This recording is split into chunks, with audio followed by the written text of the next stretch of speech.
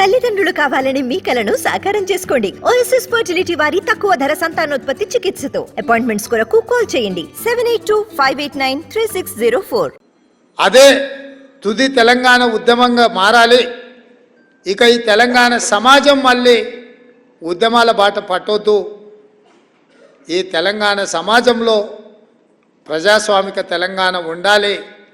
ప్రజలెన్నుక ప్రభుత్వం రావాలి, ప్రజాపాలన జరగాలి అని గద్దరన్న కోరుకున్నాడు.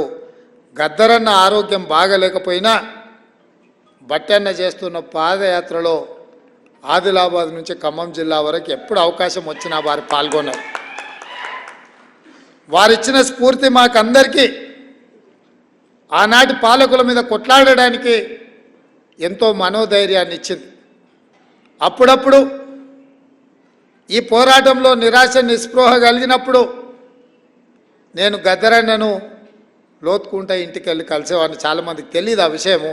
అప్పుడప్పుడు వెళ్ళి గద్దరన్నతో కూర్చొని మాట్లాడేటోని. గద్దరన్నతో మాట్లాడితే 1000 ఏనుగుల బలం వచ్చేదే, కొట్లాడొచ్చు, వీని పడగొట్టవచ్చు అనే ధైర్యం వచ్చేది. ఆ ధైర్యమే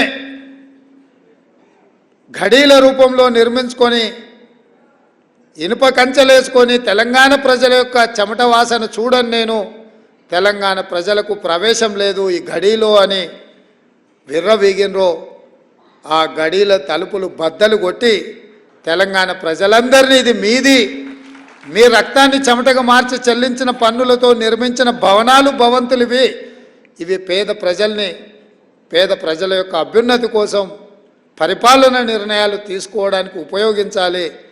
అందుకే దీనికి జ్యోతిరావు పూలే గారి పేరు ఉండాలి అని చెప్పి మా ఒత్తిడితో మా పోరాటంతో మేము ప్రకటించినాం.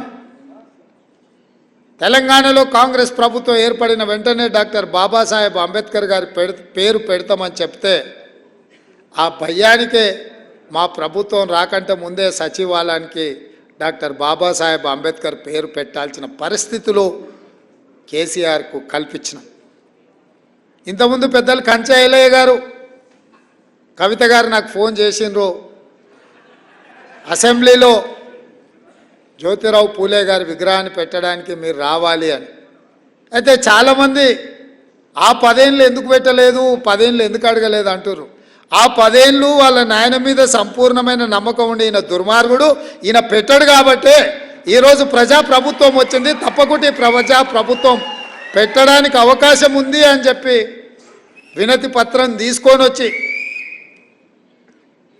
ఏ దళితున్నైతే ముఖ్యమంత్రిని చేస్తా అని చెప్పి మాట ఇచ్చి మోసం చేసిండో ఆ దళితున్నే ఇందిరమ్మ రాజ్యంలో అసెంబ్లీకి స్పీకర్గా నిర్ణయిస్తే ఆ దళితుడే స్పీకర్గా ఉంటే మా గడ్డం ప్రసాద్ గారికి కల్వకుంట్ల కవిత గారు వినతి పత్రాన్ని ఇచ్చిండ్రంటే ప్రజాప్రభుత్వం వచ్చినట్టే, ప్రజాపాలన మొదలైనట్టే అని చెప్పి నేను వేదిక మీద నుంచి చెప్పదలుచుకున్నాను. తండ్రి మీద విశ్వాసం లేక, నమ్మకం లేక తండ్రి ఈ ప్రజాపాలనకు వ్యతిరేకి అని తెలిసి చెప్పడానికి బేసిజం అడ్డం వచ్చిందేమో నాకు తెలియదు. కానీ అందుకే 10 సంవత్సరాల తర్వాత ఏర్పడ్డ కాంగ్రెస్ ప్రభుత్వంలో స్వేచ్ఛగా వాళ్ళు కూడా వచ్చి వినతి పత్రాలు ఇచ్చేటంత స్వేచ్ఛను కాంగ్రెస్ పార్టీ ఇచ్చింది అని అంటే ఇంతకంటే ఇంకేం కావాలి? అందుకే మిత్రులారా, ఈ ప్రభుత్వం ప్రజలెన్నుకున్న ప్రభుత్వం. ఈ ప్రభుత్వం ప్రజల ఆలోచనలకు అనుకూలంగా ప్రజల యొక్క అభ్యున్నతి కోసం పరిపాలన నిర్ణయాలు చేయడానికి ఎన్నుకున్న ప్రభుత్వం. తప్పకుండా మిత్రులు చాలామంది ఇక్కడ గద్దరన్న గారి పేరు మీద జిల్లా ఉండాలి, ట్యాంక్ బండ్ మీద గద్దరన్న గారి విగ్రహం ఉండాలి అని ఏదైతే విజ్ఞప్తి చేసిండ్రో వీటన్నిటినీ తప్పకుండా మంత్రివర్గంలో సహచార మంత్రులతో మాట్లాడి ప్రభుత్వం నిర్ణయం తీసుకుంటుంది అని చెప్పి మిత్రులకి ఈ సందర్భంగా తెలియజేస్తున్నాను. అదేవిధంగా గద్దరన్న నాకు చాలా విషయాలు చెప్పిన, అందులో 2 విషయాలు ఈ సందర్భంగా గుర్తు చేయదలుచుకున్నా, మీతో పంచుకోదలుచుకున్నా. మొదటిది, లిక్కర్ పార్టీ ఒకటై ఉన్నాయి. రాబోయే ఎన్నికలలో నువ్వు జాగ్రత్తగా ముందుకు వెళ్ళాలి అని చెప్పిండు.